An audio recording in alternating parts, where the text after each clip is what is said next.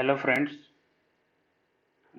I am Professor Shashikant Lamkane, working as a assistant professor in Mechanical Engineering Department of NB Navle Sinhagad College of Engineering, Kegaon, Solapur.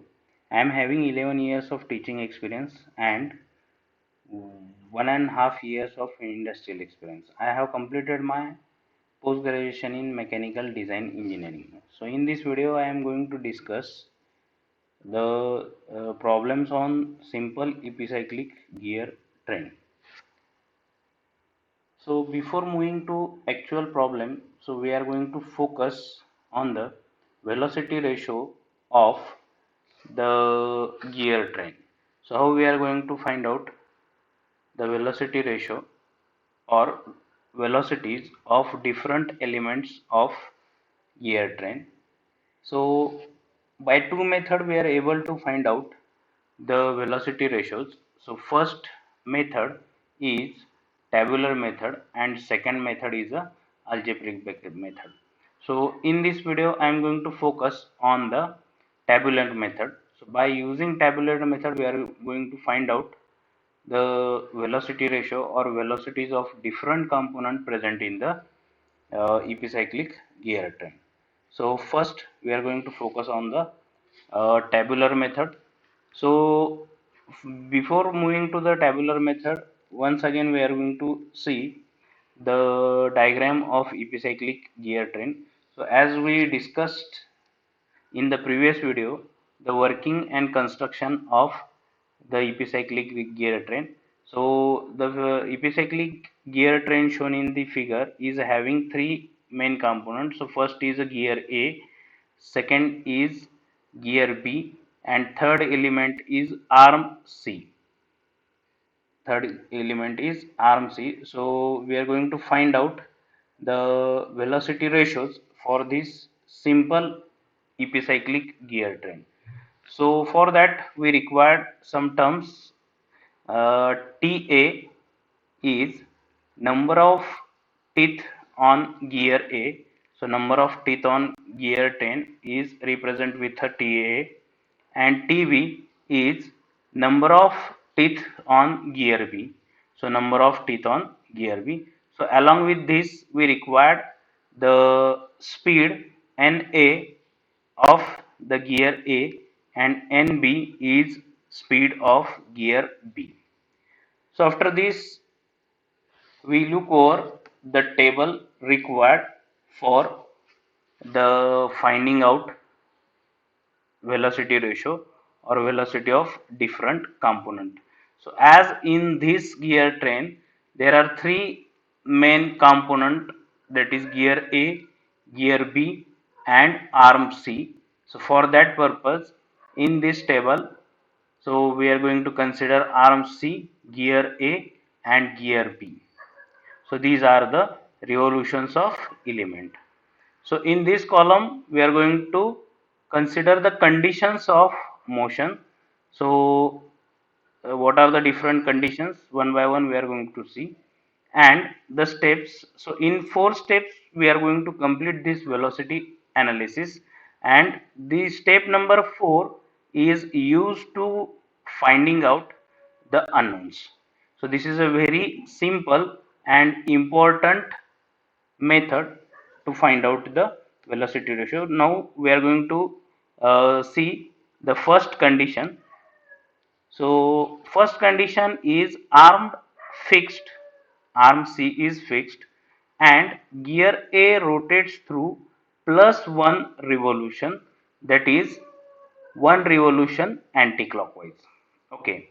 So what is the first condition? Arm C is fixed and gear A rotates through plus one revolution. So gear A rotates plus one revolution in anti-clockwise direction. So for anti-clockwise direction here we consider the plus sign. Okay.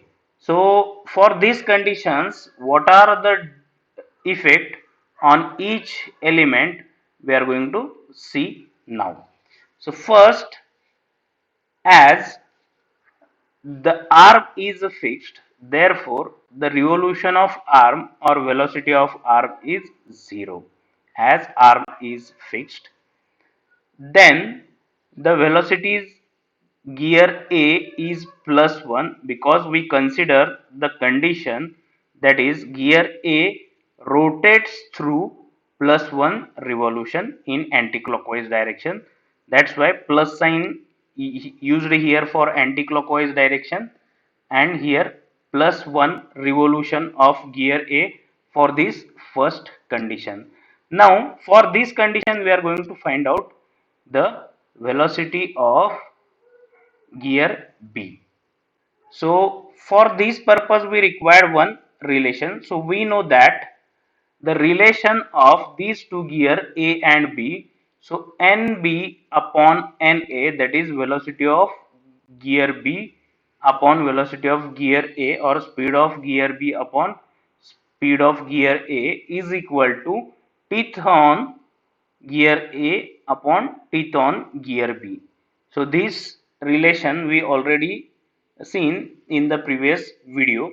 Okay. Now if NA gear A is having plus 1 revolution, okay, so as we consider the first condition, A is rotate in anti-clockwise direction with a 1 revolution, then we are going to put the value of Na over here, then we will get the value of Nb is equal to Ta upon Tb. So therefore here we are going to write the velocity of gear B Ta upon Tb. So here negative sign represents the clockwise rotation of the gear, as the gear A is rotated in anticlockwise direction. For this we consider the positive sign, then gear B rotates in clockwise direction, so for because of the opposite direction, so here we consider the negative sign. Now I am going to consider the second condition of motion is arm fixed and gear A rotates through x revolution. So instead of plus 1, now I am going to consider the plus 1. Plus 1 is a variable. Then effect on arm C. So as arm is fixed, therefore revolution of arm for second condition is also 0. So here the revolution for arm C is 0. Similarly, the gear A, as we mentioned, the condition gear A is rotates through plus x revolution. Therefore, here gear A revolution is plus x. Now, I want to calculate the equation for gear B. So, similarly, in this condition, we are going to put the value of Na is plus x at the denominator. So when this plus x shifted over here, then Nb is equal to plus x into Ta upon Tb. So here the x into Ta upon Tb, and negative sign is for clockwise rotation, as here we consider the plus sign for anti-clockwise rotation, so opposite sign for the anti-clockwise rotation. Now third condition we consider that add plus y revolution to all elements. So in this condition we are going to consider all the elements rotate with a y revolution. Okay, so all the elements means arm C, arm A and arm B. So therefore, for this condition, the revolution of arm C is plus y, as here we consider the plus y revolution to all element. Similarly, the gear A is also plus y, and last gear B is also plus y, as we are considering this condition for all elements. Now, in the last step, that is total motion, this is the final step, and in this final step, we will get the three final equations or three final parameter. By using this, we are going to find out the unknowns in the problem. So, for finding out this total motion, we are going to add these two conditions. Okay, so condition number 2 and condition number 3, we are going to adding the result of these two conditions for the total motion. Then here 0 plus y is a plus y, here plus x plus y is x plus y, and here plus y minus x into Ta upon Tb. So addition of these two is y minus x into Ta upon Tb. So such a way that we are going to complete the table of motion for the simple epicyclic gear train, and this table is used to find out the unknowns in case of problem. So now we are going to consider the first problem. So the statement of problem, I am going to read this now. So in an epicyclic gear train, an arm carries two gears A and B having 36 and 45 teeth respectively. If the arm rotates at 150 rpm in anticlockwise direction about the center of gear A, which is fixed, determine the speed of gear B full stop if the gear A, instead of being fixed, makes 300 rpm in the clockwise direction. So what will be the speed of gear B? So in this case, so I am going to refer this figure as they mention two gears A and B. So gear A and gear B. So this figure is not given in the problem. So but I am going to consider in this for the reference. Okay. So A is having 36 teeth and B is having 45 teeth respectively. So first condition is given that arm rotates at 150 rpm.